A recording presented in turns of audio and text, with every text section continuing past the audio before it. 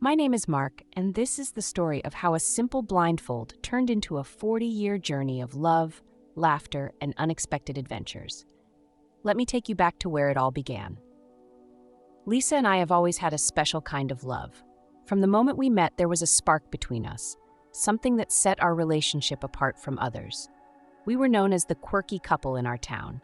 Mark, was the hopeless romantic, always coming up with grand gestures to make Lisa smile. And Lisa, with her playful spirit and infectious laughter, was the perfect partner for my wild ideas. Our relationship was built on surprises. I remember one Valentine's Day when I filled our tiny apartment with hundreds of balloons, each containing a love note for Lisa to find. She spent hours popping them, giggling, and reading each note aloud. Another time, I planned a spontaneous road trip, guiding her to a beautiful secluded beach where we watched the sunset. These moments defined us, kept our love fresh and exciting. Our 10th wedding anniversary was approaching, and I wanted to do something extraordinary, something that would surpass all my previous surprises. I wanted to create a memory that would last a lifetime. As I sat in our living room, thinking about what to do, an idea struck me: a blindfold. On the evening of our anniversary, I prepared a special dinner. The table was set with our finest china, candles flickered softly, and the aroma of Lisa's favorite dishes filled the air. As we finished our meal, I stood up and took a deep breath. This was the moment. "Lisa," I said, my voice trembling with excitement, "I have one more surprise for you." Her eyes sparkled with curiosity as she looked at me. "Another surprise, Mark? You never cease to amaze me." I pulled out a black silk blindfold from my pocket and held it up. "I want you to trust me," I said softly. "This blindfold will lead to the greatest surprise of all time." Lisa's laughter filled the room as she stood up and turned around, allowing me to tie the blindfold over her eyes. "Okay, Mark," she said playfully, "I trust you." As I secured the blindfold, my heart pounded with anticipation. Little did Lisa know, this simple act of trust would mark the beginning of a journey that would span 4 decades. For the next few weeks, life carried on as usual, but with one significant difference: Lisa remained blindfolded. At first, it was challenging. We had to adapt to new ways of doing things. I became her guide, leading her through our home, describing everything in detail. It was a test of patience and communication, but it also brought us closer together. Lisa's trust in me was unwavering. She embraced the blindfold with the same playful spirit that had always defined her. She laughed at the little mishaps, like when she accidentally knocked over a vase or bumped into a chair. Each time, I was there to catch her, to guide her, and to reassure her that this journey was worth it. Our friends and family were curious about Lisa's blindfold, but we kept the details a secret. It was our adventure, our special bond. The blindfold became a symbol of our love, our commitment to each other, and our willingness to embrace the unknown together. As the days turned into weeks and the weeks into months, we settled into our new routine. Lisa's other senses sharpened, and she began to rely on them more. She could recognize my presence by the sound of my footsteps, the scent of my cologne, and the touch of my hand. Our connection deepened in ways I had never imagined. And so, our journey began. A journey that would take us on countless adventures, filled with laughter, challenges, and unexpected twists. A journey where a simple blindfold became the greatest symbol of our love and trust. Little did we know that this blindfold would remain for 40 years, leading us to a surprise beyond our wildest dreams. Life with Lisa blindfolded became a new normal for us, but it was far from ordinary. Each day presented unique challenges and opportunities for laughter. I had to adapt our home to make it more navigable for her. I added tactile markers to doorways and furniture, ensuring Lisa could move around without bumping into things. One morning, as the sun streamed through the kitchen window, I found Lisa standing in front of the fridge, her hands gliding over the magnets we had collected from our travels. She was trying to find the right one to open the door. Left a bit, I guided her gently. Her fingers found the right magnet, and she laughed, a sound that always filled my heart with joy. Cooking together became an adventure of its own. Lisa, ever the optimist, insisted on helping. I would read out the recipe, and she would mix ingredients, relying on her sense of touch and smell. One evening, while making spaghetti, Lisa accidentally added salt instead of sugar to the sauce. The look on her face when she tasted it was priceless. We both burst into laughter, and that night we ordered takeout instead. Our evenings were filled with storytelling. Lisa would curl up beside me on the couch, and I would describe the world outside in vivid detail. She loved hearing about the changing colors of the sunset, the rustling leaves, and the distant sounds of the city. These moments brought us closer, allowing us to connect on a deeper level. But the true magic of our blindfolded life lay in the adventures we embarked on. I had promised Lisa the greatest surprise of all time, and I was determined to make every moment count. Each trip we took was a piece of the puzzle, a step closer to the grand reveal. Our first journey was to the beach, the same secluded spot where we had watched the sunset years ago. I led Lisa to the shore, and as the waves lapped at our feet, I handed her a small seashell. "This is your first clue," I whispered. Lisa's fingers traced the ridges of the shell, her face lighting up with curiosity. Next, we visited a quaint little village nestled in the mountains. Lisa loved the feel of the cool, crisp air and the sound of birds chirping in the trees. I guided her to a local market where she held a carved wooden figurine, another clue in our quest. Each new place we visited brought a new experience, a new piece of the puzzle. One of our most memorable trips was to a bustling city. I described the towering skyscrapers, the honking cars, and the throngs of people. We visited an art gallery where Lisa touched sculptures and listened to the stories behind each piece. I handed her a small replica of one of the sculptures as our next clue. The journeys were not without their humorous moments.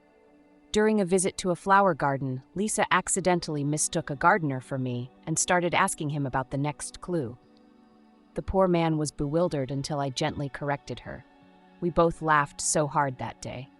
As the years went by, our home filled with these small tokens and mementos, each representing a part of our journey. Lisa's curiosity grew with each passing day, her excitement palpable. She often joked about how she would get her revenge for all the times I made her walk into a wall or knock over a vase. Despite the challenges, our love only grew stronger. Lisa's trust in me was unwavering, and her spirit remained as playful as ever. She embraced each day with a sense of adventure, and together we created memories that would last a lifetime. The blindfold had become more than just a symbol of our love. It was a testament to our resilience, our ability to find joy in the unexpected, and our commitment to each other. Every trip, every laugh, and every small victory brought us closer to the final reveal. And so, we continued our quest, step by step, clue by clue, knowing that the greatest surprise of all was the journey itself. The love we shared, the laughter, the challenges, and the triumphs, these were the real treasures, hidden behind a simple blindfold. As our journey continued, I realized that the grand surprise I had planned for Lisa would require more resources than I had initially anticipated. The clues and experiences I wanted to create for her were becoming increasingly elaborate, and I needed funds to bring my vision to life. Determined to make it happen, I decided to approach the banks for a loan. My first stop was our local bank, where I had been a loyal customer for years. I sat across from Mr. Thompson, the bank manager, a stern man with a no-nonsense attitude. "Mr. Thompson," I began, trying to keep my voice steady, "I need a loan to complete a very special surprise for my wife." He raised an eyebrow, clearly unimpressed. "A surprise, you say? Can you provide collateral or a detailed business plan?" I explained my situation, detailing the blindfolded journey and my vision for the grand reveal. Mr. Thompson listened, his expression growing more skeptical with each word. By the end, he shook his head. "I'm sorry, Mark, but without substantial collateral or a clear financial plan, I can't approve this loan." Rejection stung, but I was undeterred. I visited several more banks, each time sharing my story and my dream.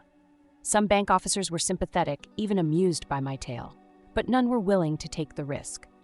The rejections piled up, each one a blow to my spirits. One particularly memorable meeting was with a young bank officer named Jenny. She listened intently, her eyes wide with wonder as I described Lisa's blindfolded journey. "That's the most romantic thing I've ever heard," she said, smiling, "but I still can't approve the loan without proper documentation." I left each bank with a heavy heart, but I couldn't let go of my dream. Lisa's trust and excitement fueled my determination. I spent nights poring over financial documents, trying to find a way to present my case more convincingly. Despite the setbacks, I remained hopeful. One rainy afternoon, as I walked out of yet another bank, drenched and disheartened, I bumped into an old acquaintance, Mr. Stevens. He was a retired businessman, known for his eccentricity and keen sense of adventure. We had met years ago at a community event, and he had always been intrigued by my romantic escapades with Lisa. "Mark, long time no see," he greeted me with a warm smile. "What brings you here looking like a wet puppy?" I laughed despite myself and told him about my quest for a loan and the series of rejections I had faced. He listened intently, his eyes twinkling with amusement and curiosity. "Come with me," he said, leading me to a nearby cafe. Over cups of steaming coffee, I recounted my entire plan, from the blindfold proposal to the quest-like journeys and the financial hurdles. Mr. Stevens was captivated by the story. "You know," he said thoughtfully, "I always admired your dedication to Lisa. This is the kind of love story that deserves to be told." To my surprise, he offered to help. "I have some savings and investments that I can access. Let me lend you the money you need." I was taken aback by his generosity. "Mr. Stevens, I can't accept this. What if something goes wrong? I can't risk your money." He waved away my concerns. "Mark, life is about taking risks for the things that matter. And this," he said, pointing to my heart, "this matters. Besides, consider it an investment in a beautiful story." With Mr. Stevens' unexpected help, I finally had the funds I needed to complete my plan. His support was more than just financial. It was a validation of my dream, a reminder that love and determination could move mountains. I returned home that evening, my heart lighter and my spirits renewed. Lisa, still blindfolded, sensed my excitement. "Did something good happen today?" she asked, her face lighting up with a hopeful smile. I hugged her tightly, whispering, "Yes, love, we're one step closer to the greatest surprise of all time." With the loan secured, I could now bring to life the final pieces of our journey. Each new clue, each new adventure was within reach, and I couldn't wait to see the joy and wonder on Lisa's face when the blindfold finally came off. And so our journey continued, fueled by love, determination, and the kindness of an unexpected ally. The road ahead was still filled with challenges and surprises, but together, we were ready to face them all. Despite Mr. Stevens' generous loan, as the surprise plans grew, so did the costs. With the ultimate reveal in sight, I found myself short once more. I was driven by a relentless desire to finish what I had started, to give Lisa the surprise of her life. It was during this time of desperation that I encountered an old school friend, Joey, who had somewhat questionable ethics, but a heart of gold. Joey had always been the wild card, the one who could find a solution, no matter how unconventional. Over drinks one evening, I poured out my frustrations about the funding. Joey slapped his thigh, a wicked grin spreading across his face. "Mark, my old buddy, I've got a plan, but it's a bit unconventional. Are you in?" His plan was simple, yet absurd, a mock robbery at a staged event where all participants were in on the scheme, designed to fool an insured cash transport into handing over the money without real trouble. It sounded like a plot straight out of a comedy movie, and under any other circumstances, I would have laughed it off. But desperation makes you consider the unthinkable. "Joey, are you sure this will work?" I asked, my voice tinged with skepticism. "Mark, trust me, it's foolproof," he assured me, clapping me on the back. So I agreed. We planned the robbery with meticulous detail, choosing an old warehouse for the fake heist. Everyone involved was an actor, playing their part in this bizarre play. I found myself in the role of the inside man, supposedly the nervous, bumbling security guard. The day of the robbery arrived, and everything that could go wrong did. It started with Joey forgetting the fake guns, leading us to improvise with banana-shaped water pistols. Then, one of the robbers, a part-time actor named Rick, arrived in a police costume instead of the planned robber attire, having mixed up his roles in 2 different plays. As the cash transport arrived, our plan kicked into action. I waved my arms frantically, playing the part of the panicked guard. "This is a robbery," I declared, my voice cracking. The driver of the transport, who wasn't briefed as thoroughly as he should have been, reacted with bewildering calm, offering us cookies while we figured out our next move. Meanwhile, Lisa, always one for community activities, happened to be volunteering nearby and decided to investigate the commotion. as she approached, guided by her acute hearing, the scene turned into a farce. Rick, still in his police costume, tried to direct her away, his explanations becoming more tangled by the second. "Ma'am, there's nothing to see here, just a rehearsal for a very realistic play." Lisa, blindfolded but ever intuitive, sensed my presence. "Mark? Is that you?" Her voice cut through the chaos, sharp and clear. Caught off guard and seeing the humor in the absurdity of our predicament, I couldn't help but burst into laughter. The others followed suit, the tension dissolving into chuckles and snorts. "What on earth is going on here?" Lisa asked, laughter in her voice as she reached out, finding my arm among the group. I removed her blindfold momentarily, just long enough for her to witness the comedic disaster before her. The sight of her husband, surrounded by clumsy robbers and a volunteer cop in the midst of a mock robbery gone wrong, was too much. Lisa doubled over in laughter, her joyous sound ringing out. "Only you, Mark, would find yourself in the middle of this mess for a surprise," she said, wiping tears of laughter from her eyes. That day, the robbery not only failed spectacularly, but became a cherished memory for us, a reminder of how far I was willing to go for love, and how hilarity could turn a potential disaster into a moment of pure joy.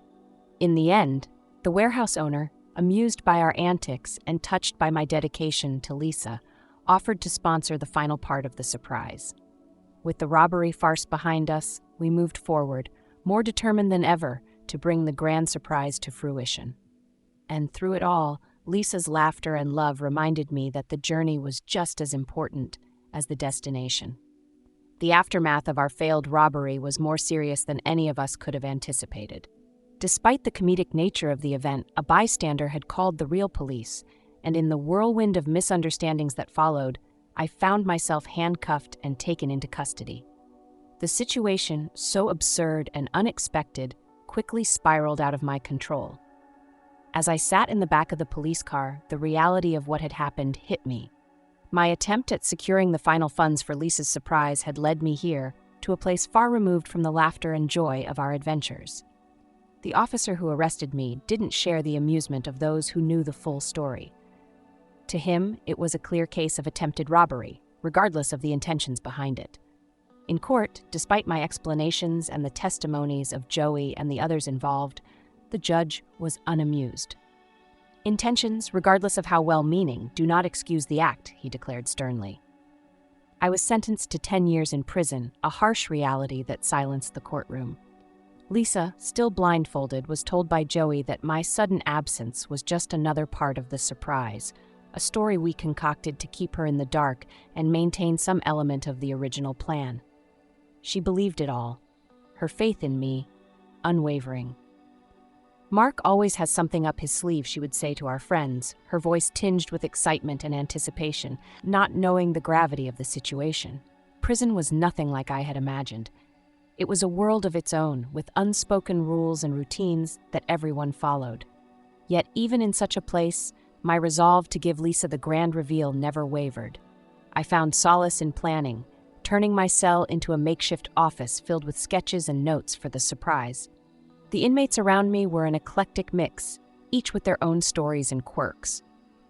There was Big Mike, a burly man with a surprising talent for gardening, and Tommy, a former stage actor who quickly became intrigued by my story. As I shared my tale and my plans, they too were drawn into the world of my grand surprise. In return, they offered their help in any way they could. Big Mike helped me craft small, intricate models of the surprise layout from scraps we found around the yard. Tommy, with his flair for drama, helped me script heartfelt messages that I would later share with Lisa. Our efforts were clandestine, often carried out under the watchful eyes of guards who thought we were merely passing time. Humor, which had always been a cornerstone of my relationship with Lisa, became my saving grace. Tommy and I would often stage small, humorous skits, reenacting parts of our botched robbery or imagining absurd scenarios for my eventual release. These performances, though simple, brought laughter not just to us, but to many of the inmates who craved a momentary escape from their realities. The years passed, and with each passing day, my heart grew heavier with the weight of not being with Lisa, yet lighter with every laugh we shared behind bars.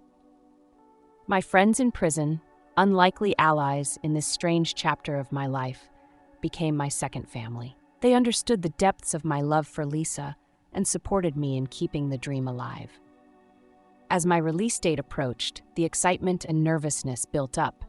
I was anxious about reuniting with Lisa, about explaining the truth behind my long absence, and about finally giving her the surprise that had started it all.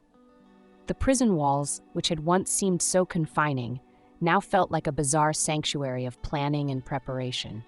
In this twist of fate, I found resilience and humor, crafting a story that, one day, I hope to tell Lisa, surrounded by friends and family as we laughed over the wild, unexpected journey we had embarked on. The thought of her laughter, her joy upon discovering the truth, kept me going, turning my days in prison into stepping stones toward the grandest surprise of all. The day of my release dawned bright and clear, a fitting metaphor for the new beginning that lay ahead. After a decade behind bars, the world seemed both familiar and utterly new.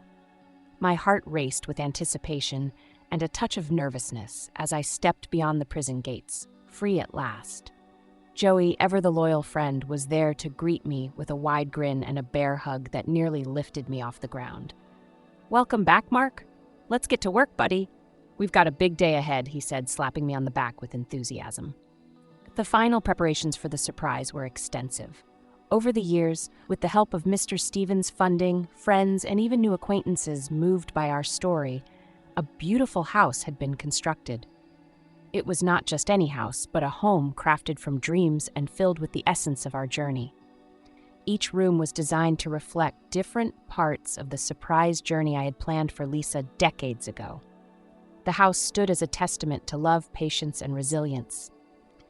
We spent the day before the reveal going over every detail. I walked through the house, inspecting each room, each piece of furniture, ensuring that everything was perfect.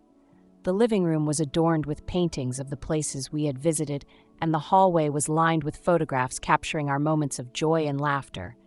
Every corner of the house was imbued with memories, waiting to be discovered. The morning of the reveal, Lisa was as playful and trusting as ever, her blindfold still securely in place. "So, is today the day I finally get to see your surprise?"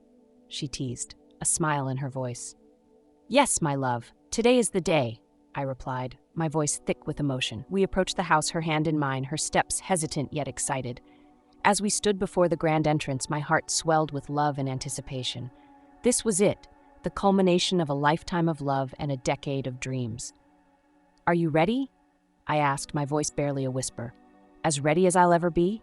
Lisa responded, her voice trembling with excitement. With a deep breath, I reached up and gently untied the blindfold, the silk slipping away to reveal the world we had been dreaming of. Lisa blinked, her eyes adjusting to the light, and then widened in awe as the house came into view. "Oh, Mark," she gasped, tears welling up in her eyes as she took in the sight before her. The house was more than just a structure. It was a narrative of our lives, each window, each door, telling a story of love and adventure. Hand in hand, we walked through the house. I watched Lisa's face light up with joy and wonder as she touched the seashell from the beach, the wooden figurine from the mountain village, and the small sculpture from the city gallery, each object sparking a memory, a story, a laugh. Each room we entered was a chapter of our life, lovingly and painstakingly put together during the years of my absence.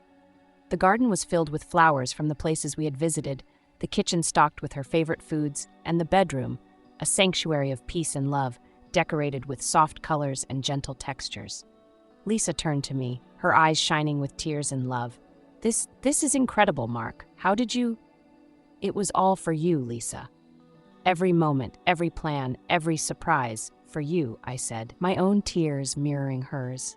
We embraced, our laughter and tears mingling, as the weight of the past and the joy of the present enveloped us. The house, with its walls echoing our journey, stood as a symbol of undying love and the new memories yet to be made. In that moment, as Lisa and I stood in the heart of our new home, surrounded by the memories of our incredible journey, I knew that every challenge, every setback, and every moment apart had been worth it. The grand reveal was more than just the unveiling of a house. It was the celebration of our enduring love, a love that had triumphed over distance, time, and fate itself. As Lisa and I continued to explore our new home, the sheer scale of the surprise fully dawned on her. Each room not only held memories, but was a testament to the decades of love we had shared. The laughter we had echoed throughout the house, a sound as comforting as the familiar walls around us. Her joy was palpable, each room unveiling more layers of my dedication and our shared past. "Mark, I can't believe you've done all this," Lisa said, her voice filled with wonder as she admired a wall that showcased a timeline of our adventures, marked with photos and little keepsakes. "It's like living inside our love story." We spent the day rediscovering each other and our journey together. The surprise had been more than just a physical manifestation of our home. It was a lifetime of love, meticulously crafted into every corner of our living space. As the sun set, casting a golden glow through the windows, our laughter filled the rooms, the sound a perfect melody to the visual feast around us. Just as we were settling into our new life, a knock on the door brought an unexpected visitor. A city official with documents in hand and a puzzled look on his face. "Good afternoon. I hate to be the bearer of bad news," he began, "but it seems there has been a significant oversight. This house is actually built on a public park." The revelation was so absurd, so utterly unexpected, that it took a moment for the words to sink in. Lisa and I exchanged glances, a mixture of disbelief and humor in our eyes. "You mean to tell us," Lisa began, her voice quivering not with panic but with suppressed laughter, "that after everything we're accidentally squatters in a public park?" The situation was bizarre, the kind of twist that seemed straight out of the comedic escapades that had marked our life together. The city official, unsure how to handle our amusement, shuffled his papers uncomfortably. As the days passed, the reality of our situation unfolded into a series of comical encounters. Our house, a local anomaly, became a minor tourist attraction. Joggers would do double takes as they passed by, and picnickers sometimes ended up on our lawn, mistaking it for part of the park. Each misunderstanding brought a new story, a new laugh, and strangely, a new friend. One evening, as we sat on our unintentionally public front porch, watching the world go by, Lisa and I reflected on the incredible journey that had brought us here. 40 years of surprises, huh?" Lisa said with a smile, her hand finding mine. 40 years and counting," I replied. "Who knows? Maybe the next surprise will be figuring out how to legally keep our house here." We laughed, the sound mingling with the gentle rustle of the trees that were technically our closest neighbors. Our life had been anything but ordinary, filled with love, laughter, and the kind of unexpected twists that most could only dream of. As we watched a family set up a picnic near what was apparently still part of the park, we couldn't help but feel grateful. Despite, or perhaps because of the chaos, the mix-ups, and even the time apart, we had a life filled with rich experiences and deep love. "This is us," Lisa said, squeezing my hand. "Always a little unconventional, always an adventure." And as the sun dipped below the horizon, casting a beautiful array of colors across the sky, we sat back and enjoyed the view from our home in the park. It wasn't just a house, it was a beacon of all we had endured and enjoyed. A quirky testament to a life well lived and loved. Our journey was a tapestry of the unexpected and the unforgettable, a life story that continued to unfold in the most wonderfully surprising ways. And through it all, our love remained the one constant, the true north that guided us through every twist and turn. In this unexpected chapter of our lives, as in every chapter before, we found joy, laughter, and an unbreakable bond that held us together, no matter what came our way. With each new day, we embraced our quirky, wonderful life, ready for whatever surprises it might still hold.